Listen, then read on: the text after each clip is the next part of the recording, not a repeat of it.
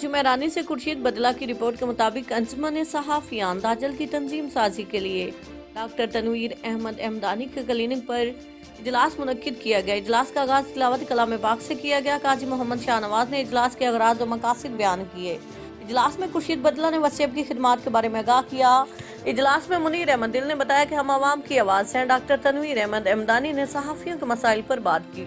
नासिर मेतला ने कहा कि इखलास से मिलजुल कर काम करें। इजलास में कलीमुल्लाह बुचड़ा ने कहा कि सहाफ़त एक मुकद्दस पेशा है। ख्वाजा अब्दुल कदूस ने कहा कि हम तमाम सहाफ़ियों के साथ हैं।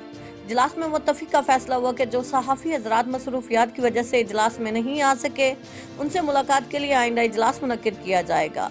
वो हमारी बॉडी का हिस्सा है। इजलास में तमाम सहाफ़ियों ने मुत्तफ़िक़ा तौर पर अंजुमन सहाफ़ियान दाजल के साल 2021 और 22 के लिए ओहदेदारान के नाम तजवीज़ किए, जिनमें चेयरमैन अंजुमन सहाफ़ियान दाजल काजी मोहम्मद शाहनवाज, सदर मोहम्मद इसाक बाजवा, सीनियर नाइब सदर खुर्शीद बदला, नाइब सदर ख्वाजा अब्दुल कदूस, नाइब सदर शरीफ कलेरी, नाइब सदर Mujahid Hussain, general secretary Tanveer Khan Ahmadani, deputy general secretary Kalimullah Buchra, सदर मजलिस आमला Munir Ahmed Dil, secretary information Zahid Hussain, secretary finance Nasir Metla, मेंबरान मजलिस आमला शरीफ मेतला, शुएब सईद, मेंबर अंजुमन सहाफ़ियान दाजल नामजद किए गए। सब दोस्तों ने खलूस दिल से मुत्तफ़िक़ा फैसले को वेलकम किया।